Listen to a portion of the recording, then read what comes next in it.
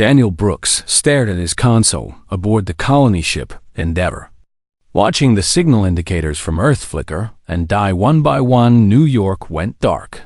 Then London, Tokyo, Mumbai. And within 3 minutes, every transmission from humanity's homeworld simply stopped. Captain Lisa Morgan stood behind him, her hand gripping the back of his chair so hard her knuckles turned white.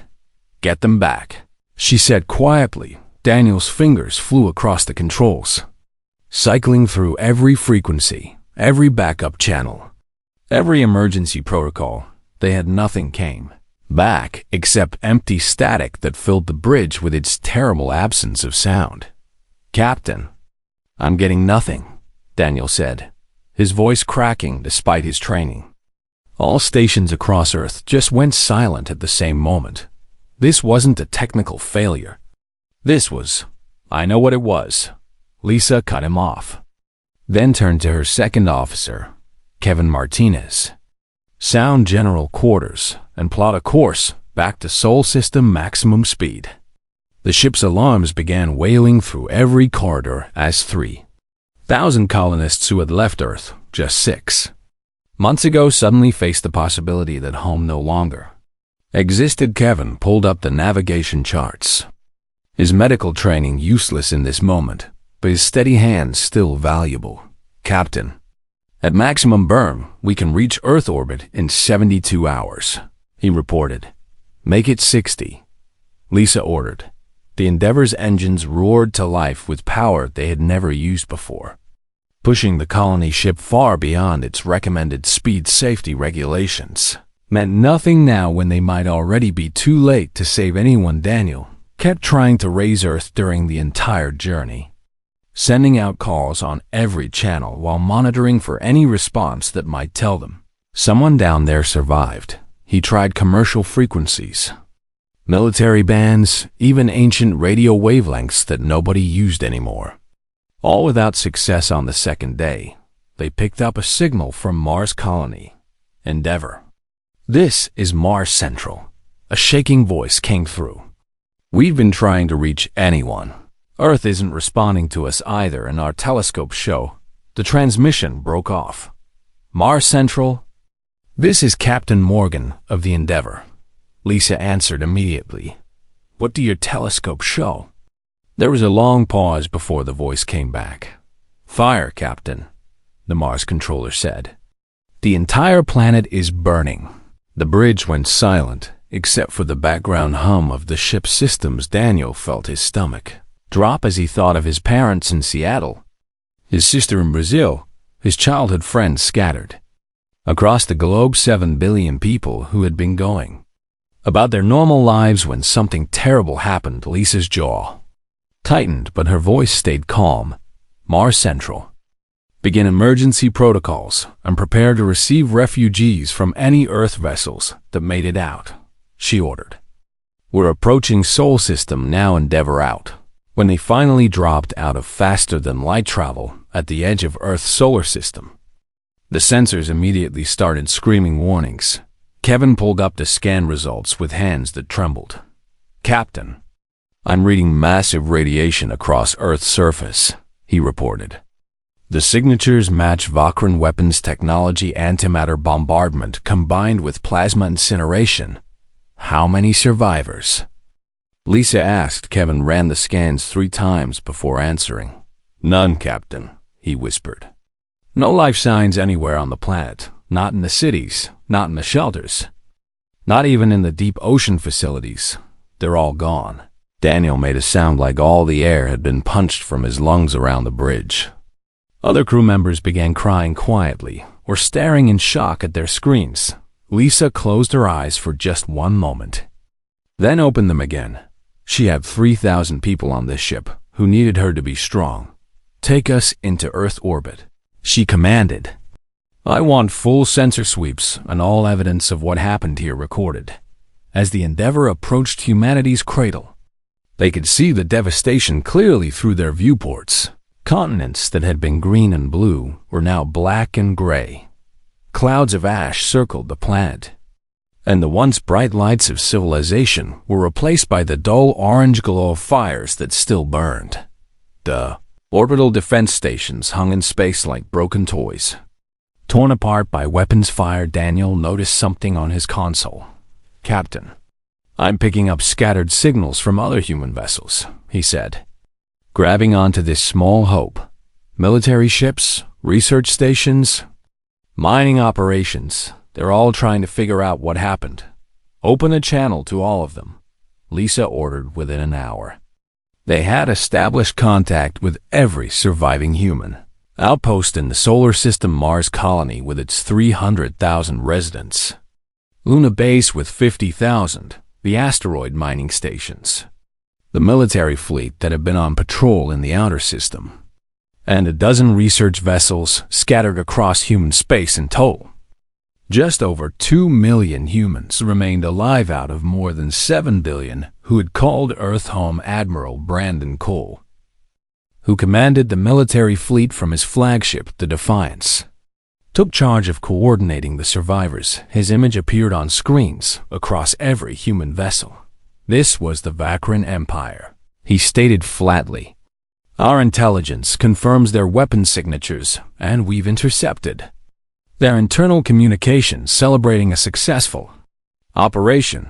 They planned this attack, and they executed it while most of our defensive fleet was out on exercises they specifically requested.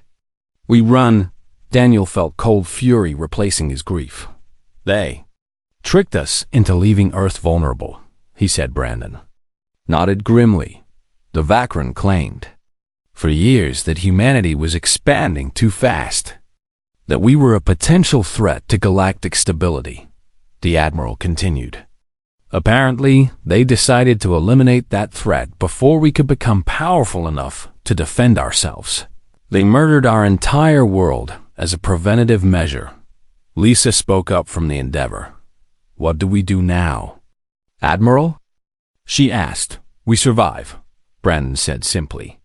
"We gather our strength, we protect what remains of humanity, and we make sure nothing like this can ever happen again." Over the next few days, the survivors began organizing themselves into a new government, the United Colonies Council, representing every human settlement that still existed. They held their first meeting in a virtual conference with representatives from all the scattered communities. Daniel attended as the Endeavor's communications officer, listening as people debated how to move forward. Some wanted to rebuild, to focus on survival and recovery. Others demanded immediate retaliation against the Vakran Empire. The debate continued for hours until a transmission came through on all channels. It was from the Vakran Empire itself. An official diplomatic message. Ambassador Nicole Hayes, who had been at Luna base during the attack, opened it before the entire council. Of a Vakran official appeared on screen, his reptilian features showing no emotion. "This message is for the remaining human populations," the alien said. "The action taken against your homeworld was regrettable but necessary. Your species' rapid expansion and aggressive nature posed an unacceptable risk to galactic peace, and we could not allow you to develop further before taking corrective measures. The Galactic Council has been informed of our defensive action, and while they officially condemn it, they understand our concerns were legitimate. We recommend your survivors accept integration into existing galactic society under Vakran oversight to prevent future conflicts." The transmission ended for a long moment. Nobody spoke then. Brandon Cole leaned forward in his command chair, his face hard as stone. "Broadcast my response on all frequencies," he ordered. "I want every species in the galaxy to hear this." His communications officer nodded and opened channels across known space. Brandon stared directly into the camera. "You killed 7 billion of us because you were afraid of what we might become," he said quietly. "You attacked civilians, children, the elderly, people who never held a weapon in their lives. You did this while hiding behind words like preventative measures and defensive actions. And now you expect us to bow down and accept your authority." His voice grew harder. "You took our restraint for weakness," Brandon continued. "You saw that we chose diplomacy and cooperation, and you thought that made us easy prey. But you were wrong." He stood up. "Every human in the solar system just voted unanimously," Brandon declared. "We will no longer seek peace with those who slaughtered our world. We will no longer trust in galactic laws that did nothing to protect us. And we will no longer show mercy to anyone involved in Earth's destruction." His eyes blazed. "You wanted to see what humanity would become without restraints?" Brandon asked. "Now you're going to find out." The transmission cut, and across human space, 2 million survivors began preparing for war. 6 months after Earth died, humanity had transformed itself in ways that terrified the rest of the galaxy. Every colony shipyard now produced warships. Instead of transport vessels, Mars Central had converted its entire industrial capacity to military production.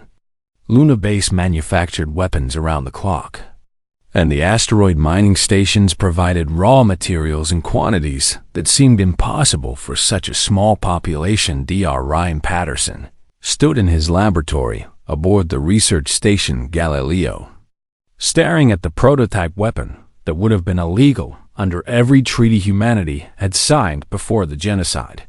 "Are you sure about this?" his assistant asked. Nervously, Ryan thought about his wife and 2 daughters who had been visiting Earth when the attack happened. He thought about how they died screaming, while the Vakrans celebrated their successful operation. "Run the final tests," he said coldly. The weapon was a quantum disruptor that could tear apart matter at the subatomic level, a device so dangerous that previous human governments had banned even researching it. But those governments were ash now, and the rules they followed had not saved anyone. Lieutenant Ashley Bennett ran training exercises with new recruits who had never expected to become soldiers, colonists, and scientists, and teachers who now spent 12 hours a day learning how to fight. She pushed them hard because she knew the Vakran would not show mercy to anyone who was unprepared. Again, she shouted as a recruit fumbled his weapon. "The Vakran won't give you time to figure out which end of the gun to point. They'll just kill you and move on to easier targets." The recruit, a former botanist named Craig, gritted his teeth and ran the drill properly this time. Ashley nodded approval. These people were soft and inexperienced, but they were motivated by something stronger than any military discipline. They were motivated by the memory of everyone they had lost. Admiral Brandon Cole studied tactical displays in his command center, coordinating strike forces across human space. His fleet had grown from a handful of military vessels to more than 200 warships built with frightening speed and equipped with weapons that pushed the boundaries of physics. Captain Eric Foster commanded one of those warships, the destroyer Vengeance, leading a strike group toward their first target, approaching Kelver Station in 30 minutes. His navigator reported Kelver Station was a Vakran military outpost on the edge of their territory, a supply depot that supported their expansion fleets.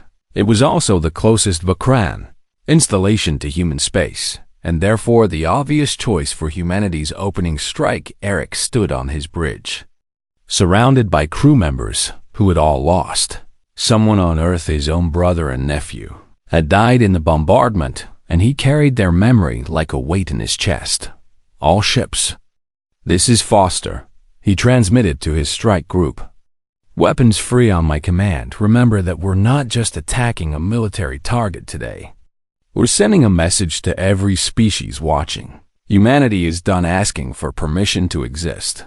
The 6 human destroyers dropped out of faster-than-light travel in perfect formation, their new weapons already charging the Vakran at Kelver Station.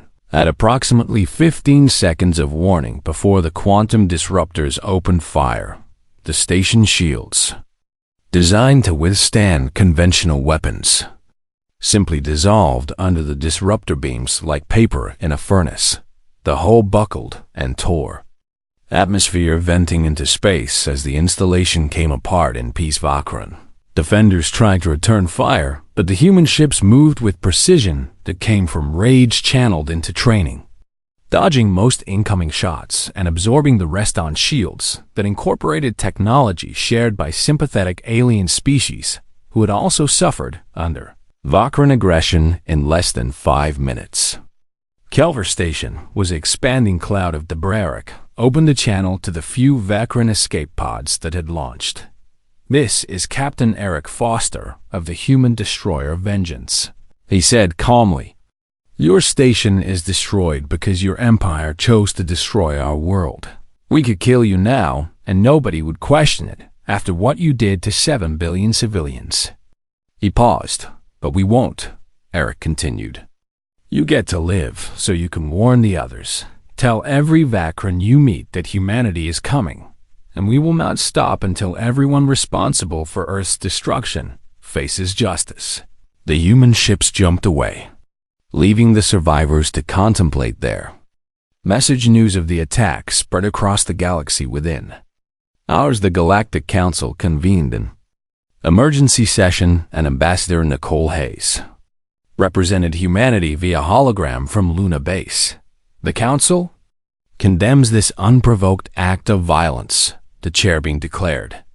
"A towering insectoid creature who had done nothing when Earth burned.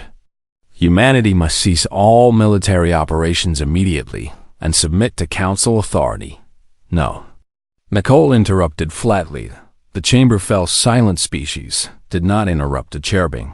"Humanity rejects the Council's authority," Nicole stated clearly.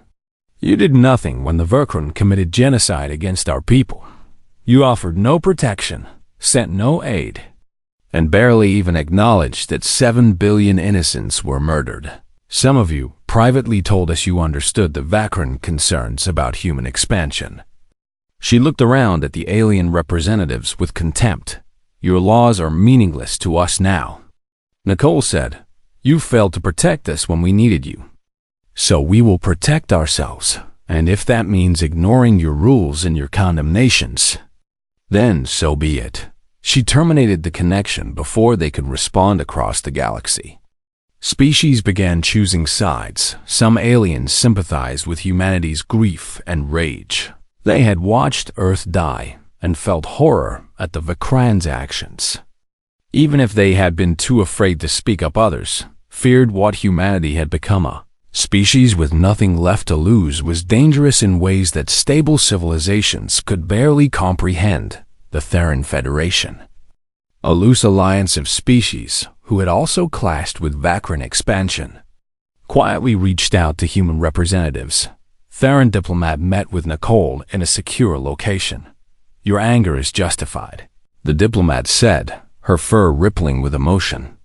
"The Vakran have threatened our worlds too, but we lacked the courage to resist. Perhaps together we could." "We're not looking for allies," Nicole said bluntly. "We're looking for targets, so if you want to help, give us intelligence on Vakran military positions." The Theran diplomat hesitated, then provided a data chip. "These are the locations of every Vakran military installation we know about," she said softly. "Use this information wisely. Back in human space, Specialist Jason Turner worked in the intelligence division, breaking into Vakran communication networks with tools that would have been illegal a year ago. He discovered something that changed everything. Admiral Cole, you need to see this," Jason called out urgently. Brandon reviewed the intercepted files, and his expression darkened. "The attack on Earth was authorized directly by High Commander Vorik," Jason explained. "But there's more. The Vakran have been enslaving populations on dozens of worlds, using the same excuse they used for destroying Earth: preventative measures against potential threats." Brandon felt his anger crystallize into cold determination. "Send this to Nicole," he ordered. "The galaxy needs to see what the Vakran really are." When Nicole released the evidence publicly, reactions split across known space. Some Species had suspected the Vakran were corrupt but lacked proof. Now they could no longer deny it. Others dismissed it as human propaganda, claiming the files were fabricated, but several enslaved populations sent secret messages to human space, begging for liberation. Lisa Morgan, now coordinating civilian operations from the Endeavor, brought this information to the United Colonies Council. "People are asking us for help," she said. "Not just against the Vakran, but for freedom, if we're going to war anyway. Shouldn't we at least make it mean something beyond revenge?" The council debated long into the night. Daniel Brooks spoke up from his position as memorial keeper. 7 billion people died because the Vakran feared what we might become. He said quietly, "If we only seek revenge, we prove them right. But if we fight for something bigger, if we actually protect the innocent and free the enslaved, then maybe Earth's dead can mean something." The vote was close, but ultimately the decision was made. Humanity would strike the Vakran Empire hard and without mercy, but they would also offer liberation to any species suffering under Vakran control. Brandon Cole divided his growing fleet into multiple strike groups, each assigned to different targets across Vakran space. "Hit them everywhere at once," he ordered. "Let them feel what it's like when death comes from every direction." The Vakran Empire's leaders met in their capital to discuss the human threat. High Commander Valric dismissed the concerns. "They are 2 million survivors with no homeworld," he said arrogantly. "We are an empire spanning 100 star systems. Their rage will burn itself out." Then, reports started coming in. Vakran military bases across 3 sectors came under simultaneous attack. Human strike forces appeared without warning, destroyed their targets with terrifying efficiency, and vanished before reinforcements could arrive. Slave colonies reported human ships in orbit offering protection and freedom. Vakran patrol fleets encountered human warships and barely survived to report what happened within 2 weeks. The Vakran Empire lost more military assets than they had in the previous century of expansion. Valak finally realized the truth. Humanity was not seeking random revenge. We're executing a coordinated campaign across the Commander Tyler Mason led ground forces through the ruined streets of a Vakran slave colony on the planet Dravak 4. His soldiers, moving with precision born from months of constant combat, they had liberated 17 colonies in the past 3 months, and each one revealed more evidence of Vakran cruelty. "Clear left," Corporal Amy Rogers called out, checking a building for hostile forces. The Vakran garrison had fled when human ships appeared in orbit, abandoning their posts and the enslaved population they had been exploiting. Tyler found a group of civilians huddled in a shelter. They were Morin, a species known for their peaceful nature and artistic culture, now reduced to frightened refugees in their own cities. "We're here to help," Tyler said through his translator. "The Vakran are gone, and they won't be coming back."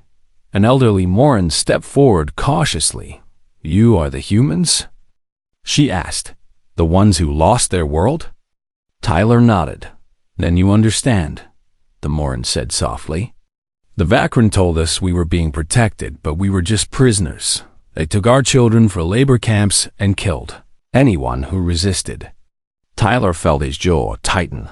The Vakran had used the same lies about protection and preventative measures on dozens of species. "You're free now," he told them. "We'll leave supplies and defensive weapons. If the Vakran try to return, fight them. Back on Mars."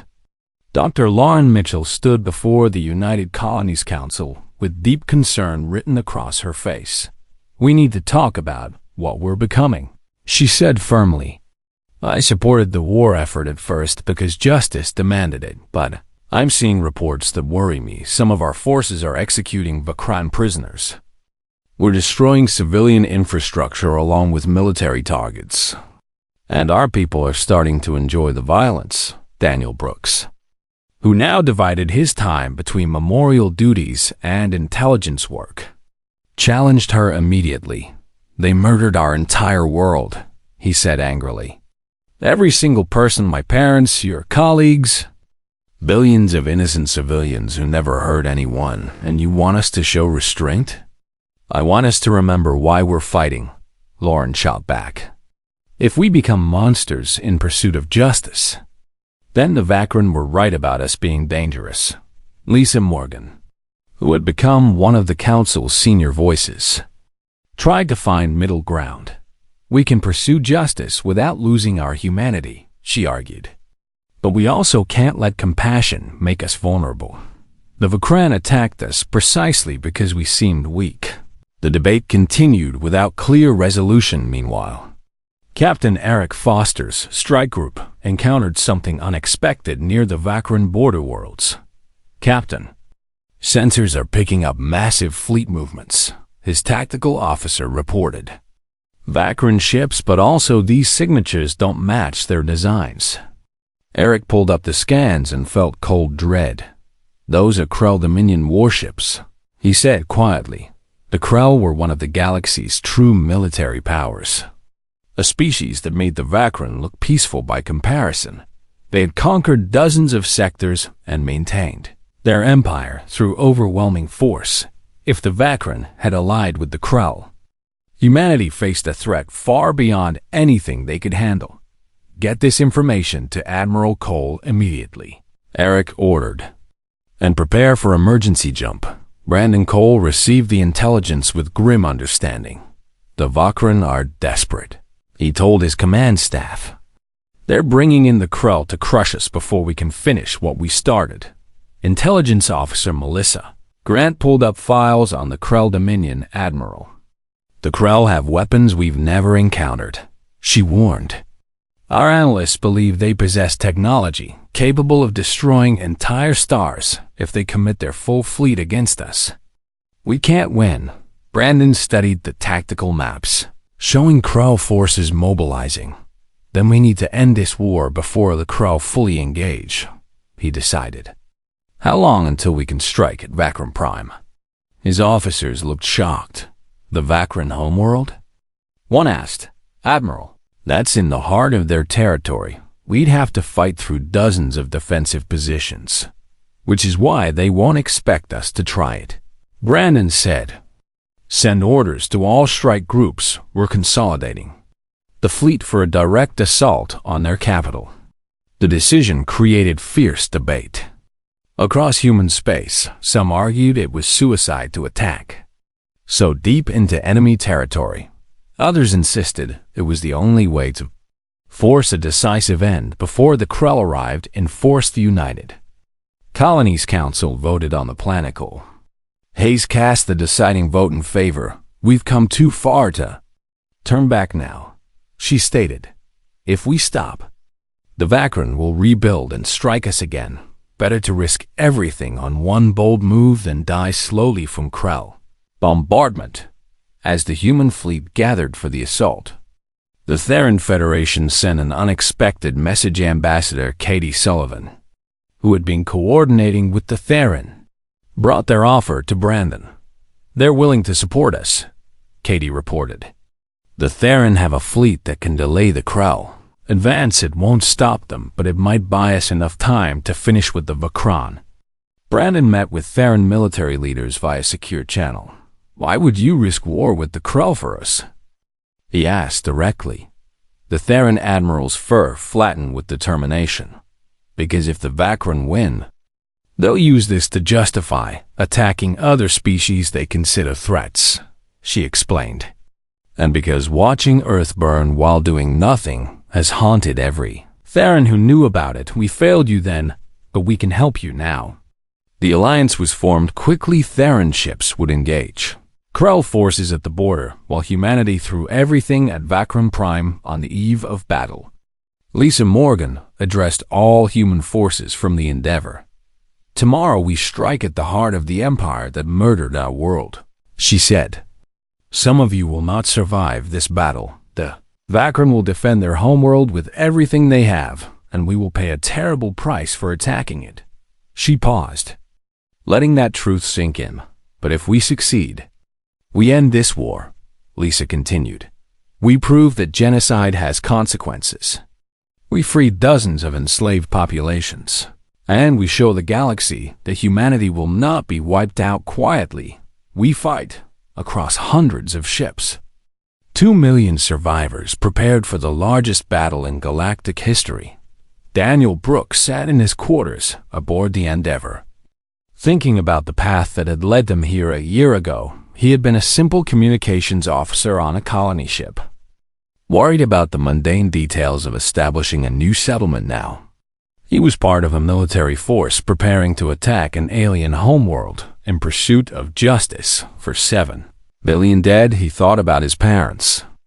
Remembering his mother's laugh and his father's terrible jokes, they had died instantly in the bombardment. Never knowing what hit them, Daniel wondered what they would think of what he had become, if they would approve of the violence he had supported or be horrified by either. Honestly did not know, but he knew he could not stop until the people responsible faced consequences on the bridge of the Defiance. Brandon Cole gave the order, all ships, jump on my mark. He commanded. 300 human warships activated their faster-than-light drives simultaneously. Behind them, Theran forces moved to intercept the Krull advance. The attack on Vakran Prime had begun when the human fleet emerged from their jump. Alarms immediately screamed warnings. The Vakran had known an attack might come and prepared accordingly. Thousands of defensive platforms orbited their homeworld, supported by their largest battle fleet. Wow, Brandon said calmly as weapons fire began filling space around them. They certainly weren't expecting us to run away.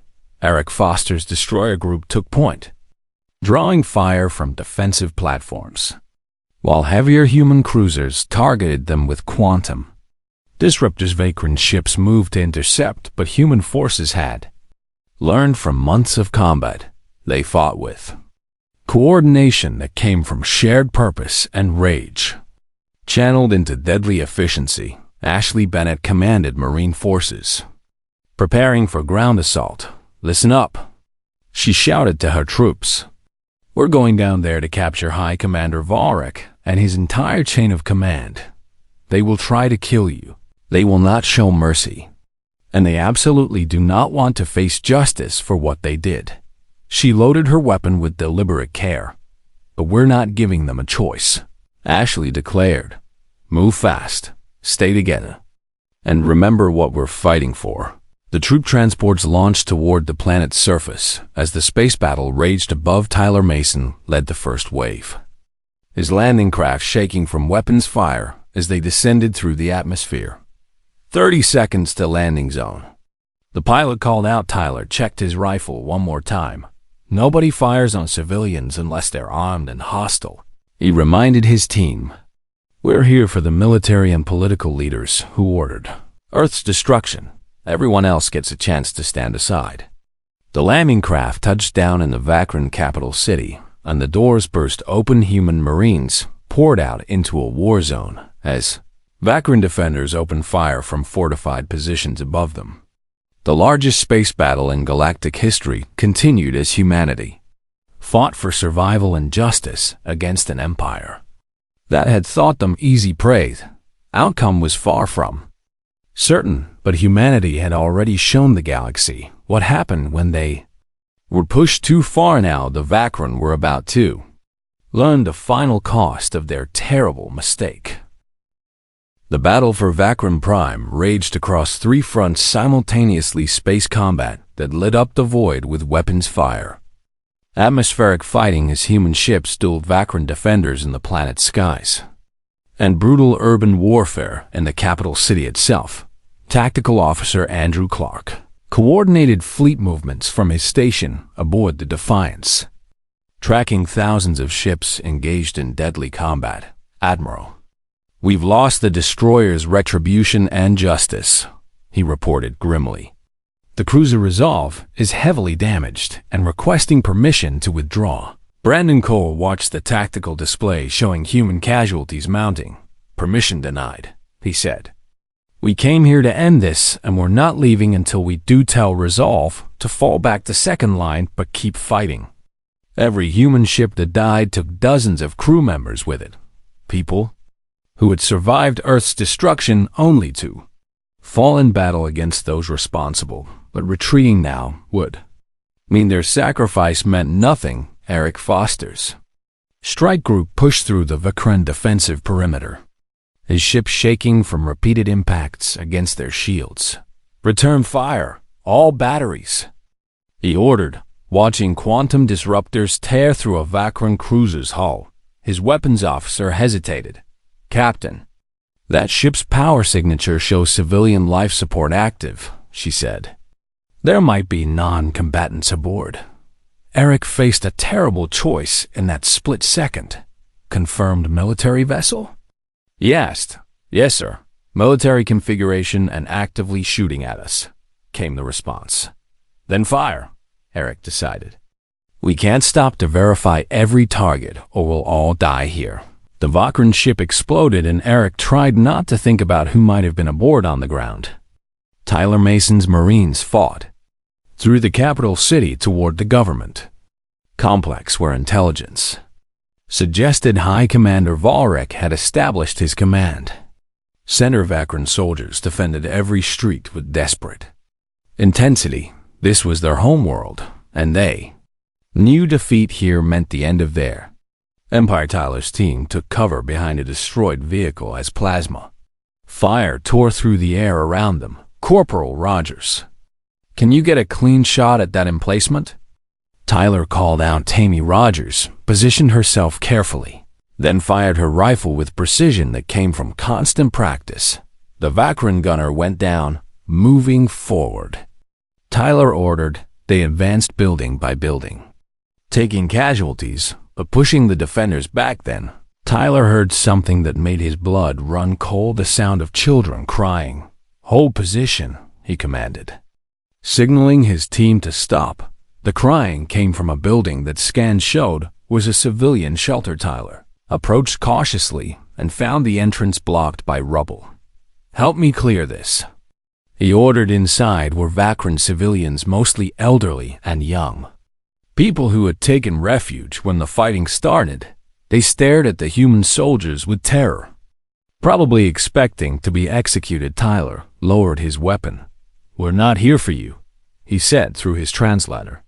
"Stay in the shelter, and you'll be safe." One of his Marines, a man named Greg Hayes, who had lost his entire family on Earth, stepped forward angrily. "Sir, these are Vakran. Their government killed billions of us, and you want to just let them? They're civilians." Tyler interrupted firmly. "Children and elderly who didn't order the attack on Earth were soldiers, not murderers." Greg's hand tightened on his weapon, but he finally stood down. Moment represented everything humanity was struggling with, the line between justice and revenge, between righteous anger and becoming the monsters their enemies claimed they were high above. Lisa Morgan watched from the Endeavor as human casualties mounted. Dr. Kevin Martinez worked frantically in the medical bay, trying to save wounded crew members from other ships who had been evacuated to the colony vessel.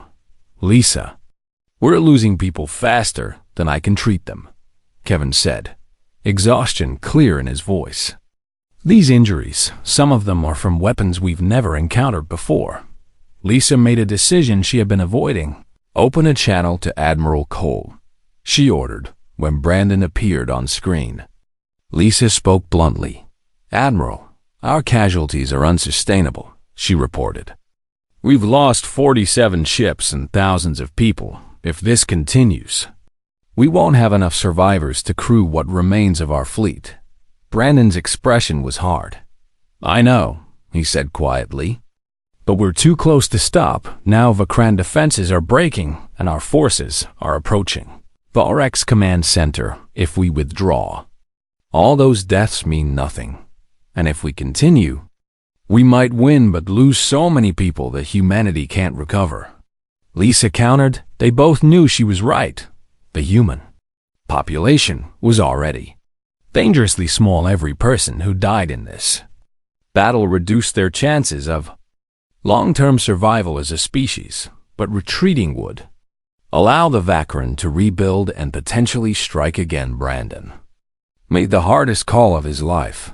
All forces. This is Admiral Cole. He transmitted across the fleet. Final push, commit everything to breaking through to the command center. If we don't end this in the next hour, we withdraw. It was a desperate gamble. Tyler's ground forces received the message and doubled their advance. Ashley Bennett's Marines joined them, combining their strength for a final assault on the government complex. They fought through the last line of Vakran defenders with losses that would haunt them forever. Finally, they breached the command center. High Commander Valrek stood in his operations room, watching his empire crumble on tactical displays. He was surrounded by his senior staff, aliens who had authorized Earth's destruction and celebrated its success when human Marines burst in with weapons ready. Valrek showed no fear. "You've won," he stated simply. "My fleet is defeated. My capital is under your control. What now? Will you murder us all and prove we were right to fear you?" Tyler wanted to pull the trigger. He thought about 7 billion dead humans, about the elderly and children who died screaming as their world burned. His finger tightened on the trigger. Then he remembered the Vakran civilians in the shelter, the children who had looked at him with terror. "No," Tyler said, lowering his weapon slightly. "You're under arrest for genocide and crimes against sentient life. You'll face trial before the galaxy." Valrek looked almost disappointed. "A trial?" He scoffed. "Your people want blood, Commander. They want revenge for Earth, and you're denying them that." "Maybe," Tyler admitted. "But if we execute you without trial, we become the threat you claimed we were. You get to face justice properly." Before Valrek could respond, Greg Hayes stepped forward. "Sir, with respect, we should just kill him now," Greg said intensely. "He murdered billions. He doesn't deserve a trial." Other Marines nodded agreement. Tyler faced a moment that would define humanity's future. "Stand down." "Hayes," he ordered. "That's a direct command. My family died because of him." Greg shouted. "My wife, my daughter, everyone, and you want to give him a fair trial?" "Yes," Tyler said firmly, "because that's what separates us from them.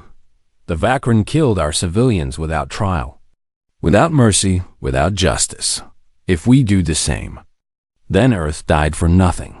Greg's weapon came up, pointed at Valrek for a terrible second. Tyler thought he would have to shoot one of his own Marines. Then Daniel Brooks' voice came over the communication channel. "Hayes, this is Daniel Brooks from Memorial Services," he said quietly. "I lost my parents, my sister, everyone I loved. I understand your rage because I feel it too." Greg hesitated. "But Tyler is right," Daniel continued. "If we murder them in cold blood, we dishonor every person who died on Earth. They deserve justice, and so do we. Real justice, not revenge disguised as justice." Slowly, Greg lowered his weapon. Valrek and his command staff were taken into custody in space. The Vakran fleet received orders to stand down from their captured leaders. The battle for Vakran Prime was over. Humanity had won, but at terrible cost. 73 ships destroyed, over 15,000 people dead, and wounds both physical and moral that would take years to heal. Brandon Cole stood on the bridge of the Defiance, looking at casualty reports that represented a significant portion of humanity's remaining population. "Send message to all Vakran forces," he ordered. "The war is over. They have 24 hours to surrender, or we resume combat operations." Across Vakran space, alien commanders faced the reality that their empire had fallen within the deadline. Every Vakran military unit surrendered to Galactic Council, which had condemned humanity's actions throughout the war. Suddenly sent diplomatic envoys requesting immediate negotiations. Nicole Hayes met with them aboard Luna Base. "The Council recognizes that significant injustices occurred," the lead envoy began carefully, "and we are prepared to—" "Stop," Nicole interrupted. You're not prepared for anything except trying to control the situation now that humanity proved we won't be victims. Quietly, she leaned forward. Here are our terms, Nicole stated flatly. Valrak and every Vakran officer involved in Earth's destruction will face trial. Before a galactic tribunal, humanity gets a permanent seat on the Galactic Council with full veto power, all enslaved. Populations under Vakran control will be freed and given support for rebuilding, and the Council will formally acknowledge that what happened to Earth was genocide. The envoys looked uncomfortable. Some of those demands are difficult ones started. I don't care, Nicole said coldly. You let 7 billion humans die without lifting a finger to help. Now you'll accept our terms or humanity will withdraw from galactic society entirely and enforce our own justice. The threat was clear. Humanity could no longer be ignored or dismissed. Back on Vakran Prime, 3 years after Earth died, the galaxy had transformed in ways nobody could have predicted.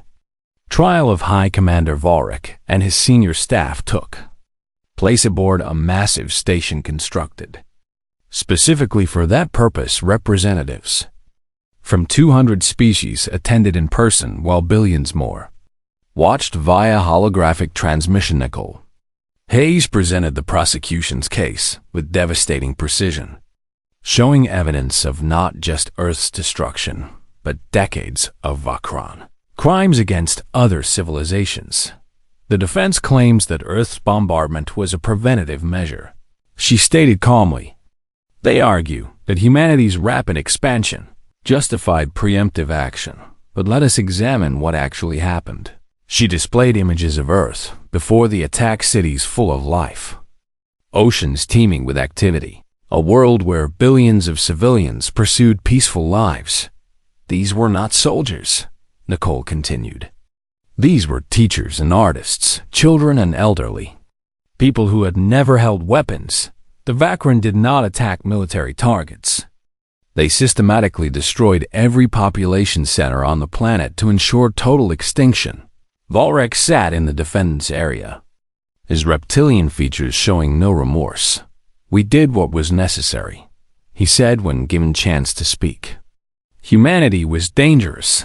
Their expansion rate, their adaptability, their potential for violence, all of it pointed to them becoming a galactic threat within generations.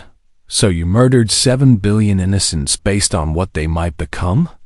Nicole asked. Yes, Valrak answered without hesitation. And I would make the same decision again. The galaxy is safer without Earth. His honesty shocked even his own defenders. The tribunal deliberated for 3 weeks before returning verdicts. Valrak and 47 senior Vakran officers were found guilty of genocide, crimes against sentient life, and violations of every major galactic law regarding warfare.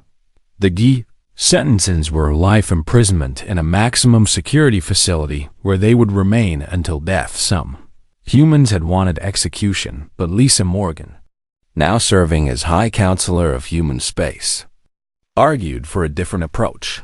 If we execute them, they become martyrs, she explained to the United Colonies Council.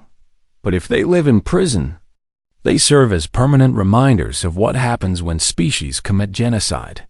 They get to spend decades thinking about their crimes while the rest of the galaxy watches.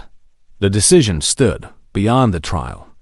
The galaxy itself had shifted. The Galactic Council, forced to acknowledge its failure to protect Earth, underwent massive reforms. Humanity received a permanent seat with significant authority, joining the handful of species who could veto council decisions. Ambassador Katie Sullivan represented human interests in the council chambers, bringing perspectives shaped by loss and survival.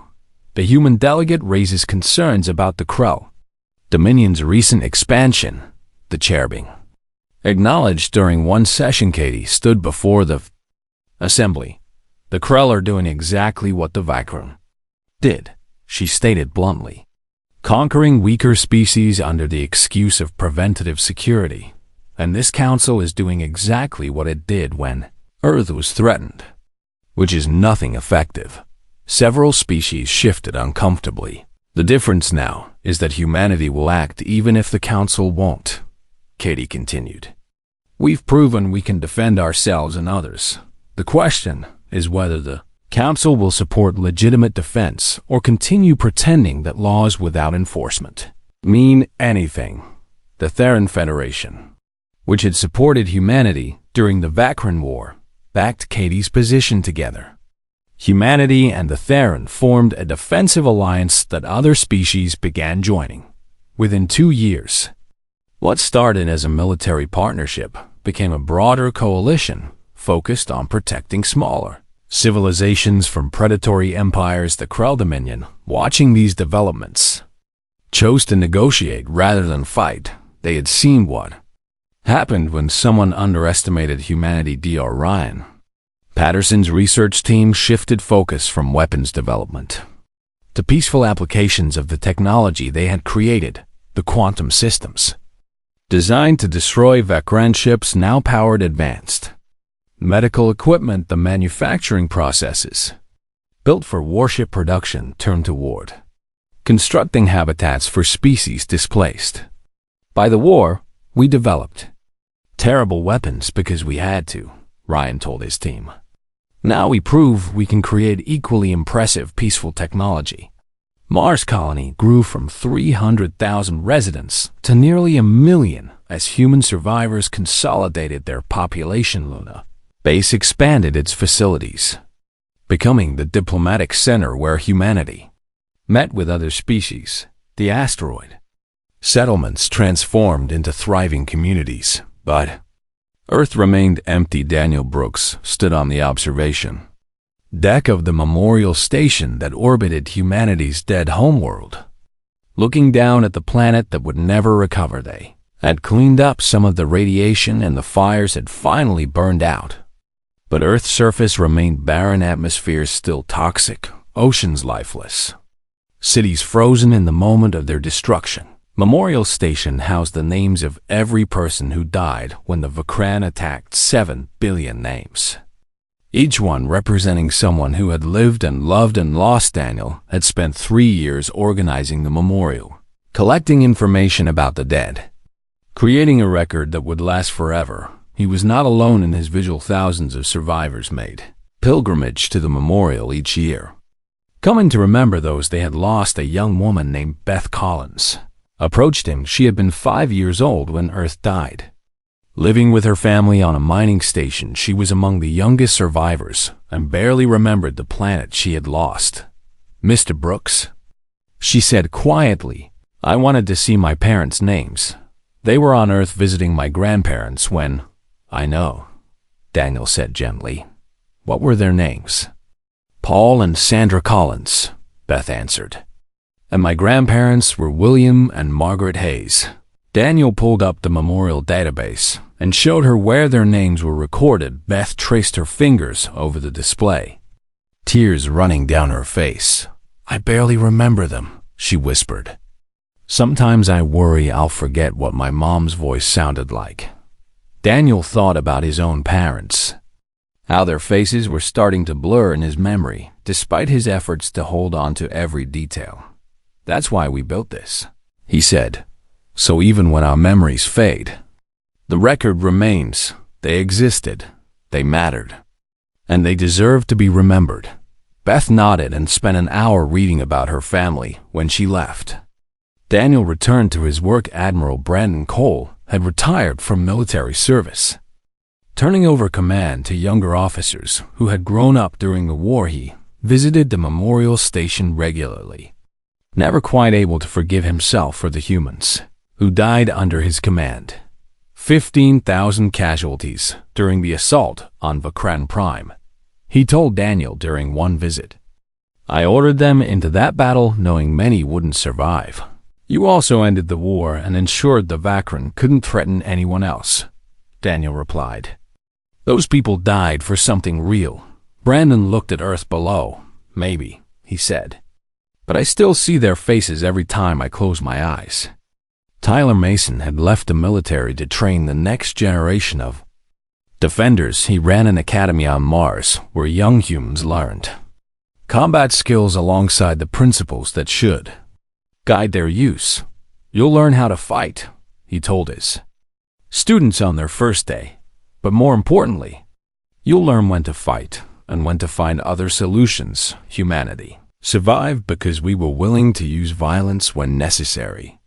But we remained human because we never let violence become our only answer. Among his students was Greg Hayes. The Marine who had nearly executed Volrekreg had struggled for years with what happened on Vakran Prime before finally finding peace through teaching others. Ashley Bennett commanded humanity's defense forces, maintaining readiness while hoping they would never again face the kind of war they had survived. She coordinated regularly with Theran military leaders and other allied species. The goal isn't to prepare for another war of extinction, she explained during a strategy session.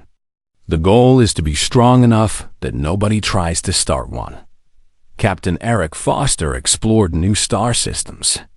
His destroyer converted back to a survey vessel. He mapped trade routes and discovered habitable worlds, helping humanity expand again, but this time with wisdom gained from terrible lost. Lisa Morgan governed the United Colonies Council with steady determination. She balanced humanity's need for security with the desire to rebuild something worth protecting. We lost our homeworld, but we didn't lose ourselves, she told the council during one difficult debate. Every decision we make should honor those who died by proving we learned from what happened. Her leadership helped humanity navigate the transition from desperate survivors to established galactic power. Dr. Kevin Martinez ran medical exchange programs between humanity and dozens of other species. The techniques he developed for treating war injuries now saved lives across the galaxy. We started by learning how to hurt others more efficiently, he reflected.